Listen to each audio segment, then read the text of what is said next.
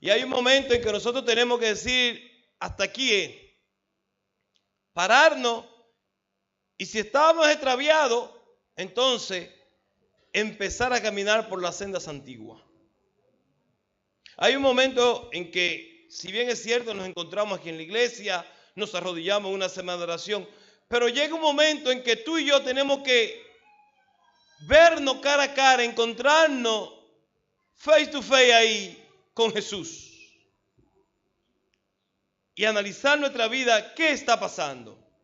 Y eso hay que hacerlo también a nivel de iglesia.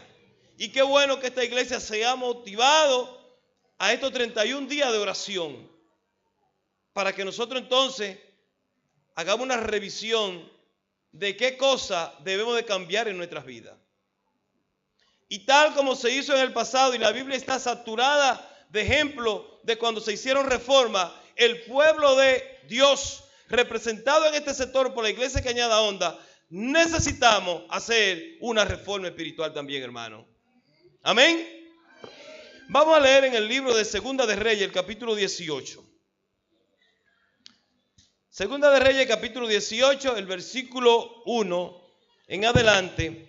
Una de las personas que hizo una de las grandes reformas en la Biblia, en el pueblo de Dios, y que está registrado en la Biblia. Segunda de Reyes, capítulo 18, versículo 1 en adelante, dice: voy a ir quizás leyendo un poquito rápido, ustedes van conmigo o lo marcan y después lo revisan. En el tercer año de Osea, hijo de Elá, rey de Israel, comenzó a reinar Ezequías, hijo de Acab, rey de Judá. Cuando comenzó a reinar era de 25 años y reinó en Jerusalén 29 años. El nombre de su madre fue Abib, hijo de Zacarías. Cuando Zacarías empezó a reinar, ¿qué edad tenía, hermano? 25 años. Es decir, que era un jovencito. El versículo 3 dice: hizo lo recto ante los ojos de Jehová, conforme a todas las cosas que había hecho David su padre. ¿Qué cosa es hacer lo recto delante de Dios? Hacer su voluntad. ¿Qué cosa es hacer lo recto? Amar a Dios. ¿Qué cosa es amar a Dios? Si me amáis, dice Juan, ¿qué cosa? Guardad mi mandamiento. Hermano, nosotros como cristianos estamos llamados a hacer en esta vida las cosas que son rectas, las cosas que son derechas, las cosas que a Dios le agradan. Usted y yo como cristianos no podemos darnos el lujo de estar haciendo negocios, de estar haciendo cosas, de estar haciendo transacciones, de estar hablando mentiras, de estar engañando gente. No, mi hermano. La Biblia nos llama que nosotros como hijos de Dios debemos de preocuparnos por hacer lo que es recto delante de Dios. Porque si lo hacemos lo que es recto delante de Dios, pues lo vamos a hacer también con los hombres. Porque Dios es más importante. Dice, él quitó, versículo 4, los lugares altos y quebró las imágenes y cortó los símbolos de acera, hizo pedazos la serpiente de bronce que había hecho Moisés, porque hasta entonces le quemaban incienso a los hijos de Israel, y llamó Nehushtan. Quitó los lugares altos, se está refiriendo a los altares, a los otros dioses que tenían. Y conocemos la historia de que cuando el pueblo de Dios el pueblo de Israel iba en el desierto y le vinieron la plaga de la serpiente que lo mordían, Dios le dijo a Moisés que tenía que hacer una cruz y en el medio colocar una serpiente, y con una serpiente lo mordía, tenían que ir a hacer qué cosa, hermano, a mirar allí la cruz, a la serpiente clavada, y recibían sanidad. Pero ya ellos no estaban mirando la cruz para ver a Cristo, estaban adorando al creador, no al creador de la serpiente, sino a la serpiente. Ustedes van a adorar eso hace daño aquí en la iglesia, pues vamos a quitarlo. Y lo quitaron. Dice que él quitó eso. Versículo 5 dice que en Jehová Dios de Israel él puso su esperanza. Ni después ni antes de él hubo otro como entre todos los reyes de Judá. Ezequías puso su esperanza ¿en quién? En Jehová Dios de los ejércitos. La esperanza tuya y la mía, hermano, ¿en quién están puestos hoy? ¿En quién le están poniendo? En graduarnos en la universidad, en tener un carro, en tener una buena novia, una buena esposa, buenos hijos, buena casa. Eso es bueno, buenísimo. Pero nuestra esperanza no puede estar puesta en cosas materiales. Nuestra esperanza tiene que estar puesta ¿dónde? En Cristo Jesús. Y por eso dice la palabra de Dios que Ezequías fue grande, porque su esperanza estaba puesta ¿en quién? En Jehová de los ejércitos. En el libro de Hebreos capítulo 11, cuando lo leemos, tenemos que quitarnos el sombrero, porque allí están los grandes héroes de la fe. Dice, Moisés rehusó llamarse hijo de la hija de Faraón. ¿Qué era de Faraón, hermano? Díganme rápido, ¿qué era? Nieto. Y dicen, yo todavía no tengo nieto, espero tener pronto. Pero dicen por ahí que los nietos se quieren ¿cuántas veces? 2 veces. Los nietos de que se quieren 2 veces, dicen. Eso es lo último. Yo espero tener un día de esto.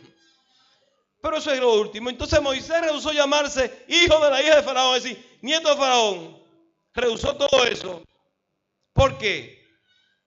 Porque adoraba, tenía mejor, quería más el vituperio de Cristo que los tesoros de los egipcios, porque tenía su vista puesta en el galardón.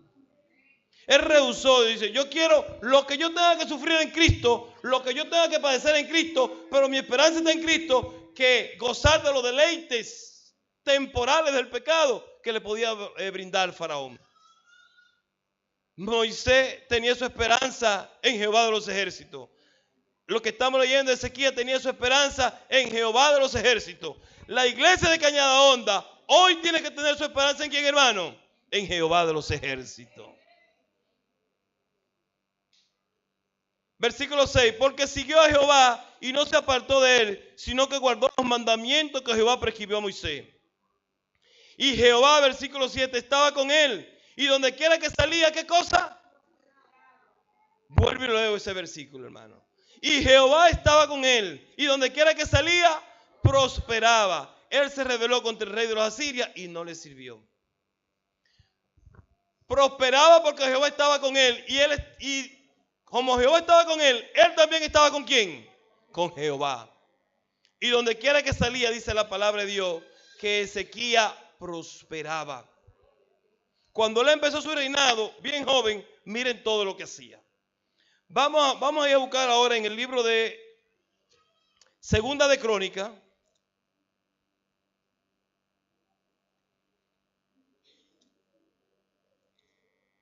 Capítulo 29.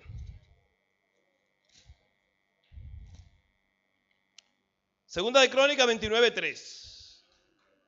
Dice, en el primer año de su reinado, estamos hablando de Ezequías, en el mes primero abrió las puertas de la casa de Jehová y las reparó. Me paro ahí.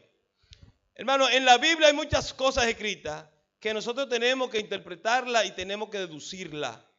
Porque la Biblia no lo va a decir todo, porque entonces nunca terminaría el libro de leerla. Le pongo un ejemplo. Si nosotros vamos a ver un juego de pelota y vemos, usted no sabe nada de pelota, pero usted ve que un equipo sale, batean, le hacen triado, vienen y se viven cambiando, y uno va y otro viene, uno va y otro viene. Y llega el momento en que esos muchachos que estaban allí ya terminó todo. Usted no ve que nadie sale, se están quitando el uniforme, se están quitando la ropa, se están poniendo otros zapatos. ¿Qué pasó con el juego, hermano? ¿Qué pasó con el juego? Se acabó. A usted no se lo han dicho, pero usted, ¿qué cosa? Lo deduce, lo interpreta. Entonces hay muchas cosas en la Biblia que nosotros tenemos que interpretarla, deducirla a la luz de la palabra. Por ejemplo, si dice, en el primer año de su reinado, en el mes primero, abrió la puerta de la casa de Jehová y la reparó. ¿Cómo estaba la puerta? La puerta estaba cerrada. Porque dice que si la abrió era porque estaba, ¿qué cosa, hermano? Y la reparó. ¿Cómo estaban? Cayéndose a pedazos. Pero se está refiriendo a qué cosa, hermano? ¿A la casa de quién? De Dios. Si las puertas se estaban cayendo y la puerta estaba cerrada porque no se abrían y él la abrió y las puertas se estaban cayendo, la ventana, era porque ya no se estaba yendo a la iglesia, ya no se estaba adorando a Dios.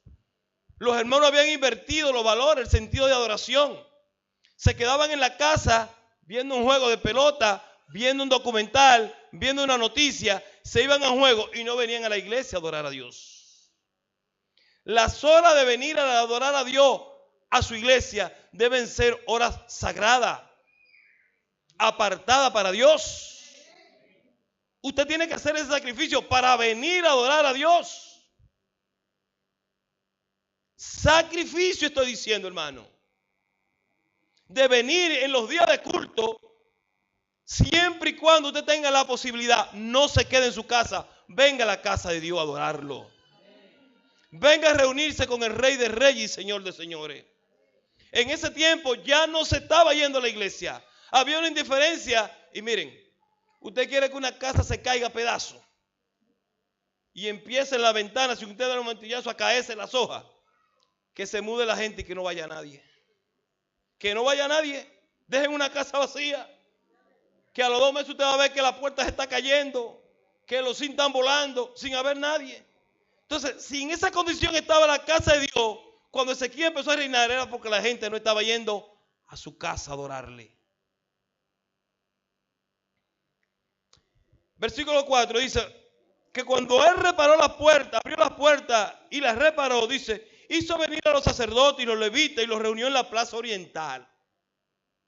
Los reunió allí en una plaza y le dijo, oídme, levitas, santificaos ahora y santificad la casa de Jehová, el Dios de vuestro Padre, y sacad de la casa la inmundicia. La gente no iba a la iglesia, el Señor lo llamó, tomó este.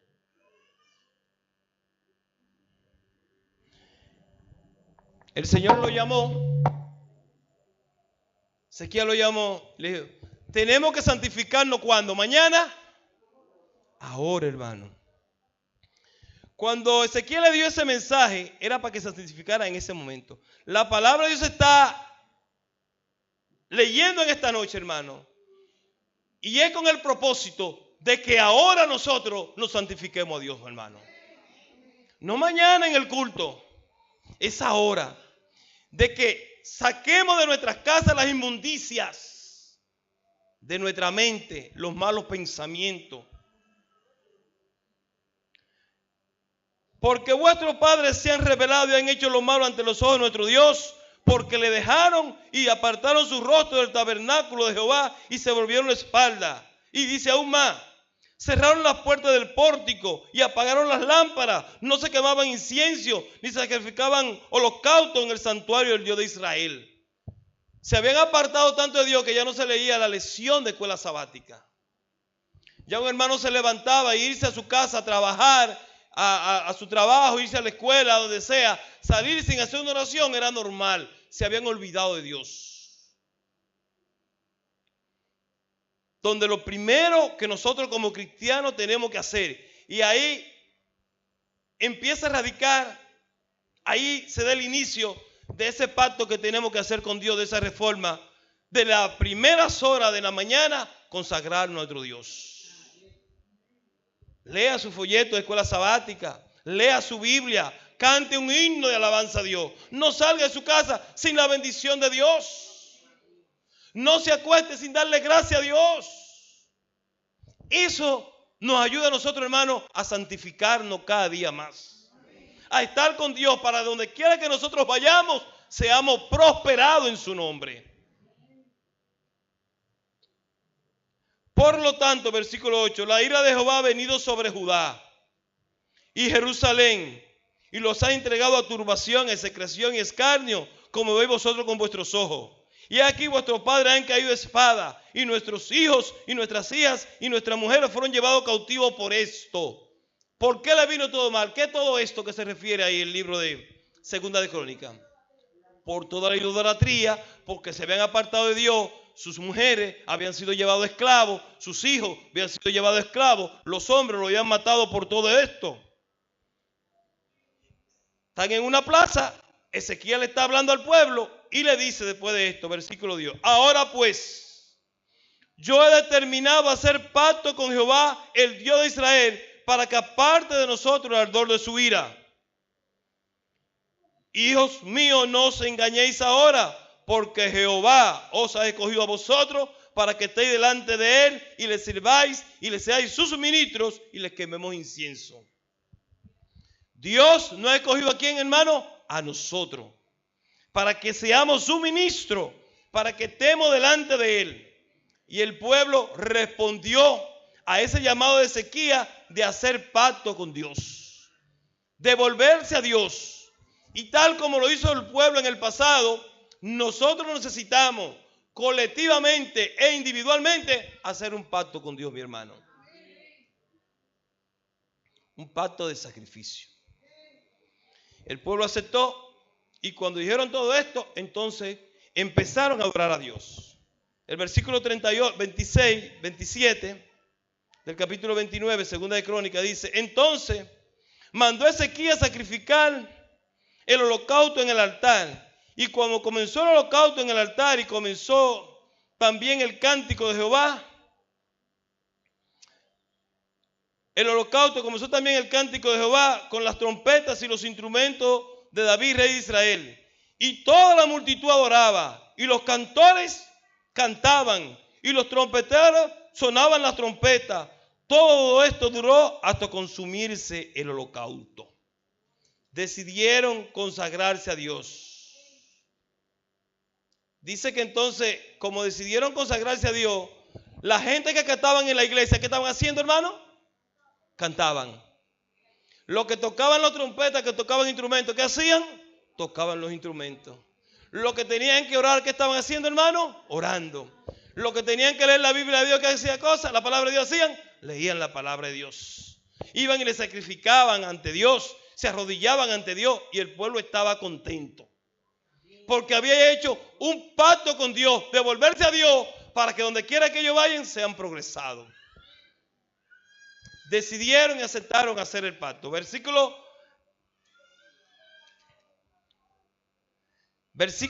32 dice, el versículo 8 del capítulo 31 dice: cuando Ezequiel y los príncipes vinieron y vieron los montones, bendijeron a Jehová y a su pueblo Israel. Y preguntó Ezequiel a los sacerdotes y a los levitas acerca de esos montones. Y el sumo sacerdote Azarías de la casa de Sadok le contestó: desde que comenzaron a traer las ofrendas a la casa de Jehová, hemos comido y nos hemos saciado y nos ha sobrado mucho, porque Jehová ha bendecido a su pueblo y ha quedado toda abundancia de provisiones. Fíjense cómo dice: cuando se decidieron volver a Dios, cuando decidieron comenzar a traer las ofrendas a la casa de Jehová, habían comido, se habían saciado y sobraba todo en la casa de Dios, porque ya no llevaban las ofrendas. Pero cuando hicieron el pacto, empezaron a llevar las ofrendas. Hermano, y sí tenemos que estar seguros de algo. Cuando nosotros decidimos hacer pacto con Dios, cuando decidimos consagrarnos a Dios, de igual forma entonces Satanás se va a irar contra nosotros. Usted no quiere tener tentación, usted no quiere tener prueba, no se consagre a Dios. Siga su vida normal. Satanás no lo va a atacar porque ya usted ve él. Usted decide romper con Satanás y hacer un pacto con Dios, vienen los ataques. Pero nosotros estamos seguros que dice la palabra de Dios: todo lo puede en Cristo. ¿Qué cosa, hermano? Que nos da la fortaleza para vencer. Porque nosotros creemos en un Dios que todo lo puede.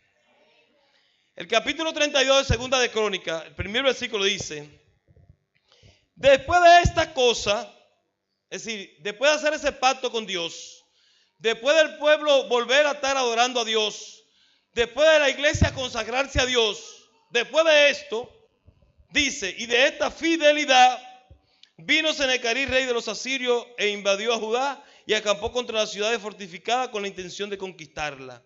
Y viendo pues Ezequías la venida de Senecarí con intención de combatir a Jerusalén, tuvo consejo con los príncipes. Mientras ellos no estaban adorando a Dios, Senecarí, que era un general de los asirios, estaba por allá. Pero cuando decidió consagrarse a Dios, entonces Senecarí sitió la ciudad. Y era evidente, se veían con los ojos los soldados para atacar el pueblo de Dios, porque ya ellos decidieron no darle tributo y decidieron consagrarse a Dios. Hermano, fuera de esto, los que nos consagremos y decidamos consagrarnos a Dios, allá también van a estar los enemigos para atacarnos, para tratar de derruirnos. Y dice el versículo 6 del capítulo 32, que puso capitanes de guerra sobre el pueblo y lo hizo reunir en la plaza, en la puerta de la ciudad, y le habló al corazón de ellos. Se habían consagrado a Dios, vinieron los ataques, habían hecho ese pacto y ahora vienen los asirios a matarnos. ¿Y qué es lo que está pasando? Entonces Ezequiel volvió a reunir y le dijo: esforzaos, versículo 7, capítulo 32, segunda de Crónicas, versículo 7. Esforzaos y animaos, no temáis ni tenga miedo del rey de Asiria, ni de toda la multitud que con él viene, porque más hay con nosotros que con él. Con él está el brazo de la carne, mas con nosotros está Jehová nuestro Dios para ayudarnos y pelear nuestra batalla. Con ellos está el brazo de la carne, mas con nosotros está el brazo de Jehová. ¿Para qué cosa, hermano? Para pelear nuestra batalla. Ya no vivo yo, dice Pablo, sino vive ¿quién? Cristo en mí. Ya la pelea no es mía, sino que del Señor. Con nuestros enemigos, con los que nos atacan, con los que no nos quieren ver seguir triunfando hasta llegar a las mansiones celestiales. Contra eso que no quieren hay mucha fuerza, son muchos hombres, pero no importa. Con nosotros está el brazo de Jehová que nos sostiene, hermano. Y ese Dios que en el pasado, cuando había necesidad, cuando había problema, cuando había sequedad, abría el mar para que el pueblo cruzara, ese mismo Dios tiene el poder hoy para abrir el mar y que nosotros crucemos y cantemos de aquel lado. ¿Qué cosa, hermano? El himno de victoria. Porque el brazo de Jehová, dice, está con nosotros. No vamos a temer que ellos sean muchos, que ellos sean lo que sean. Pueden ser muchos, pero con nosotros está el brazo de Jehová para pelear nuestra batalla. Cuando pasó todo eso, Ezequiel hizo una reunión y oró. Volviendo a Segunda de Reyes, capítulo 18. Segunda de Reyes, capítulo 18. Cuando nosotros tenemos problemas y dificultades, el arma más poderosa que tenemos, ¿cuál es, hermano? La oración. El arma más poderosa que tiene un cristiano se llama, ¿qué cosa? La oración, hermano. Cuando vengan problemas y vengan dificultades, tenemos que orar.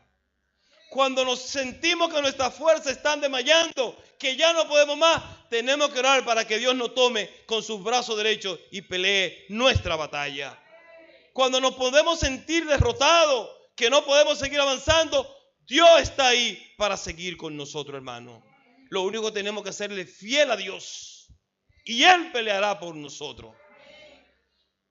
No vaya cuando usted tenga un problema a consultar, y no es que no lo consulten, ni qué malo, al pastor, al primer anciano, a su esposa, a su esposa. Eso está bien que lo consulten. A sus amigos está bien que lo consulten.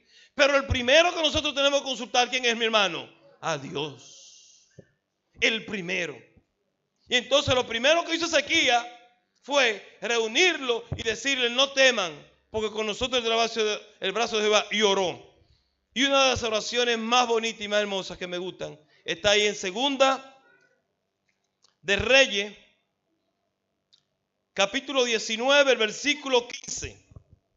Dice: y oró Ezequiel delante de Jehová diciendo: Jehová, Dios de Israel, que moras entre los querubines, solo tú eres Dios de todos los reinos de la tierra. Tú hiciste el cielo y la tierra.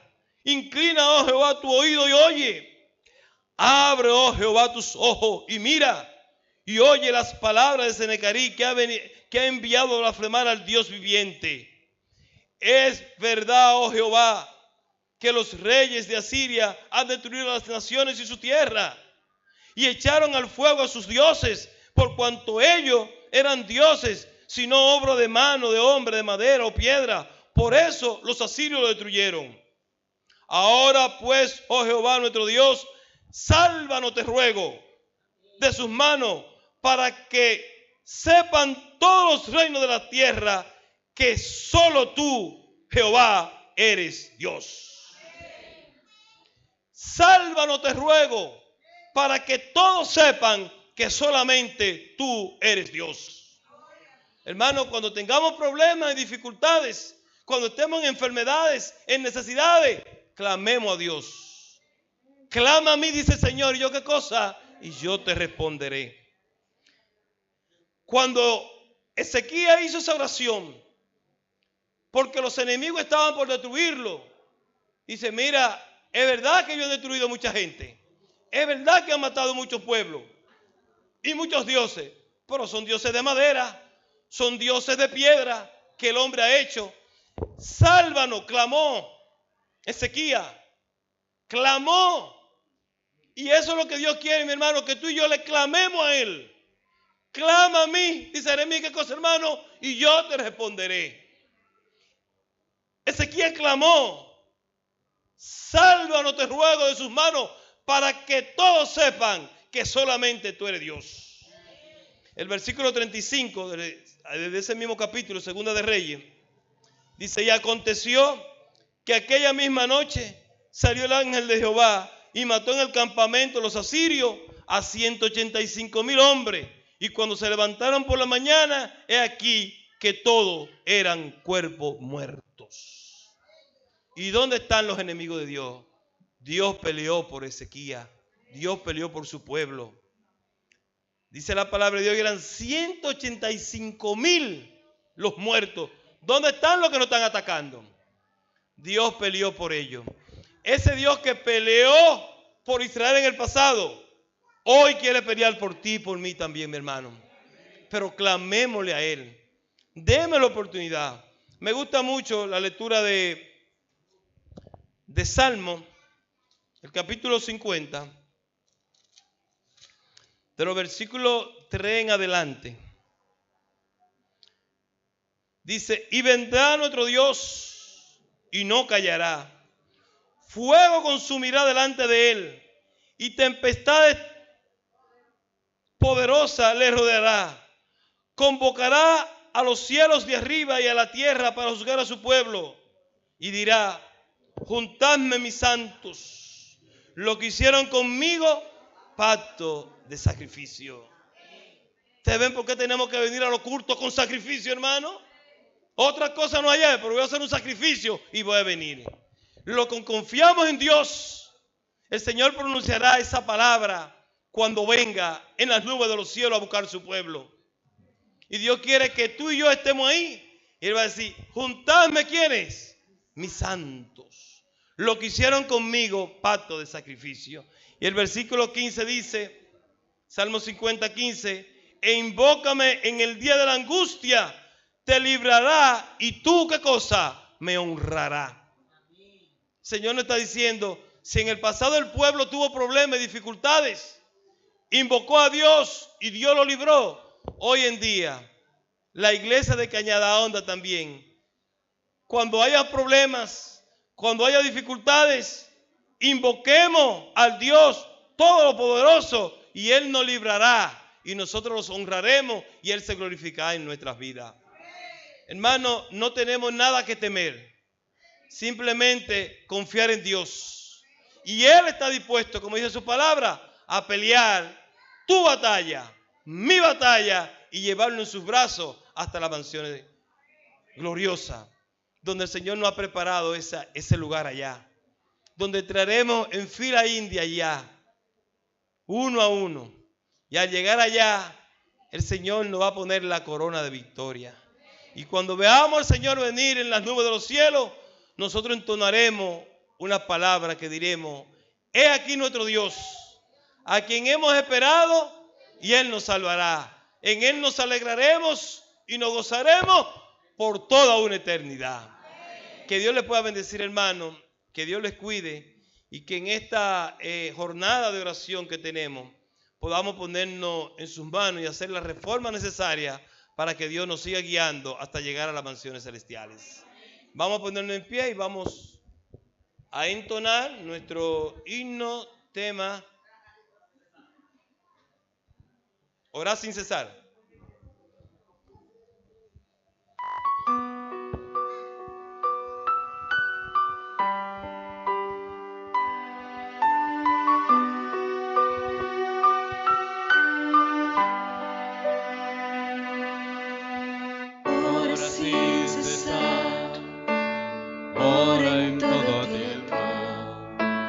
Hay poder en la oración. y no dudes ni un momento que Jesús contigo está. Clama a Dios y dale gloria a Él. Tan solo tienes que creer.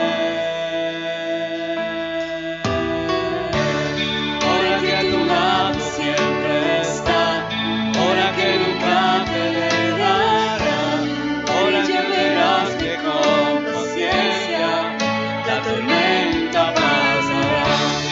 Ora que los muros caerán, las enfermedades sanarán. Ora porque Dios de Cristo ora, sus cadenas romperán. Ora que este siempre es lo con fe, ora porque siempre Dios te ve. Dobla tus rodillas y proclama que en su nombre hay poder.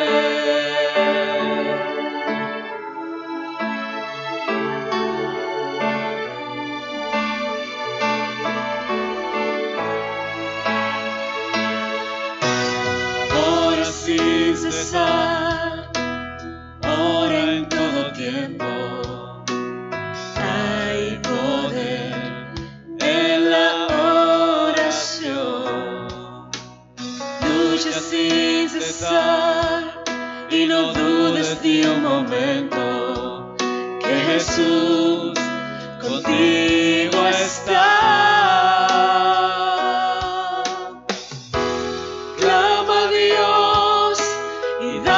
Gloria a Él, tan solo tienes que creer. Ora que a tu lado siempre está, ora que nunca te dejará, ora ya verás que con paciencia la tormenta pasará. Ora que los muros caerán, las enfermedades sanarán. Ora porque Dios de Cristo ora, sus cadenas romperán. Ora que te sientes loco con fe, ora porque siempre Dios te ve. Dobla tus rodillas y proclama que en su nombre hay poder. Que en su nombre hay poder. Oh, solo tienes que creer.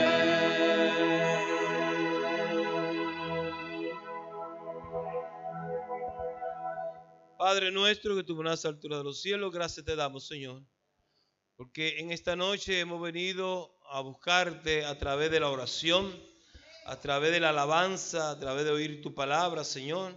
Gracias porque tú nos dices en ella que tú estás dispuesto a pelear nuestra batalla. Tenemos necesidades, tenemos anhelos, tenemos sueños que cumplir, Señor. Aún en medio de todas estas dificultades, confiamos en ti, Señor, en que tú te manifestarás en cada uno de nosotros y nos harás ser más que vencedor. Bendice esta iglesia de una manera especial, Señor. Sigue derramando esa porción de tu Santo Espíritu en sus dirigentes, en su hermandad, para que esta iglesia pueda seguir avanzando, pueda cumplir la misión y pronto estemos en el reino de los cielos. Que podamos salir fortalecidos de esta jornada, Señor, como nunca antes, y que esto nos sirva para acercarnos más a ti. En el nombre de Cristo Jesús. Amén. Amén.